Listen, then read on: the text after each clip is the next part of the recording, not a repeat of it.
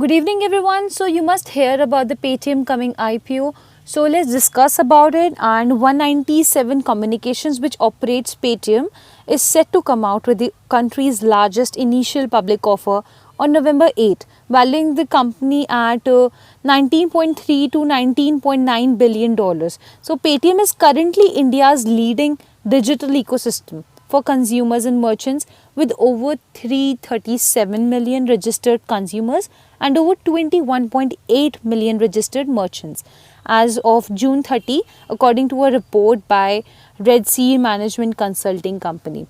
So the main question arises here is, what is the size of the issue and how much will be existing investors get, and what are the risk investors should look out for, and many more. So let's discuss them one by one, and let's start with the what size of the issue will be. So the 18,300 crore IPO of 197 Communications will be available for subscription between November 8 and 10. The company has fixed the price band for IPO at 2080 to 2150 per share, with the lot size of 6 shares. Moving to the next question, how much will existing investors get? Then the IPO comprises issuance of fresh equity shares worth 8,300 crore and offer for sale by existing shareholders to the tune of rupees 10,000 crore. So as per the existing shareholders, Antifin Netherlands Holding BV is set to receive up rupees 4704 crore in the IPO, and SoftBank's SPF Panthers Limited and Safe 3 Mauritius Company Limited will get 1689 and 1327 crore respectively, and the Paytm founder Vijay Shankar Sharma will get up to rupees 402.70 crore. And what can be the next question is, what will the offer be used for? So in the draft red herring prospectus DRHP, 197 has said the company intends to use the funds raised to strengthen the Paytm ecosystem by acquiring and retaining consumers and merchants. So the company noted that it has acquired consumers and merchants through marketing, cashbacks and promotions, and also offers merchants access to technology through its consumers and business app, payments platforms and payment instruments. So the company also intends to use the funds to invest in new business initiatives, acquisitions and strategic partnerships. Paytm recently acquired digital lending platform Urja Money Private Limited, which provides a loan management system through its proprietary solution, that is CreditMate. So what next question can be here is, what are the risk investors should look out for?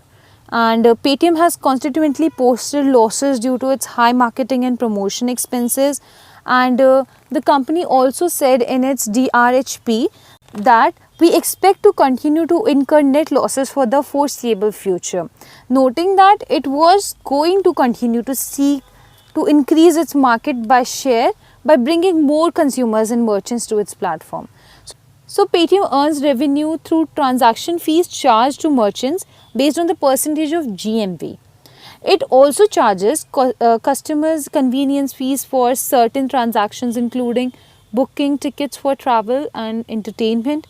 And the key to long-term profitability for Paytm is continuous growth in gross merchandise value of transactions on Paytm, addition of new merchants and the retention of existing merchants on the platform. The company GMV has increased from 2.29 lakh crore in financial year 19 to 3.3 lakh crore in financial year 20, and to rupees 4.03 lakh crore in financial year 2021. So this is the good thing, right?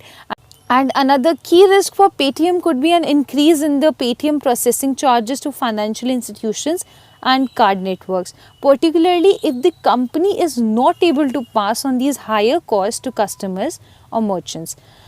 So the company has, however, been able to actually reduce the payment processing cost as a percentage of gross merchandise value transacted on its platform from 1% in financial year 19 to 0.5% in financial year 2021.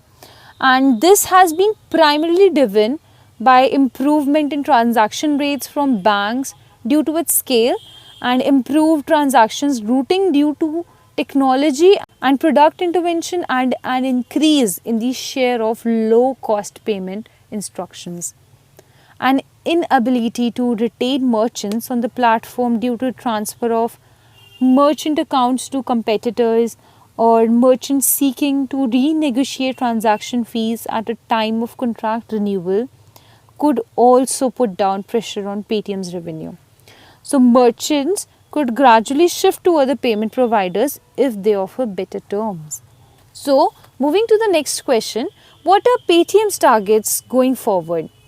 While the cost of customer and merchant acquisitions and retention for the company were falling, the company was planning on spending more to achieve a customer base of 500 million. And the company is also targeting an increase in contribution profit, the difference between the revenue and variable cost. The company has emphasized efficiency, bringing down marketing and promotion expenses in financial year 2021 by 84.4% compared to financial year 19, which has helped raise contribution profit to 362.50 crore in financial year 2021 from a loss of 1998 crore in financial year 19. So Paytm's contribution profit continues to show up an uptrend in the fiscal year, that is as 244.5 crore for quarter 1.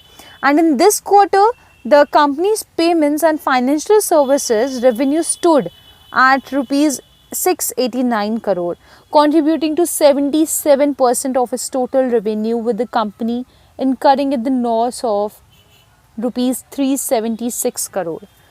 I really hope that I have answered all the questions that must have raised in your mind, and would really appreciate if you could like and subscribe to my channel.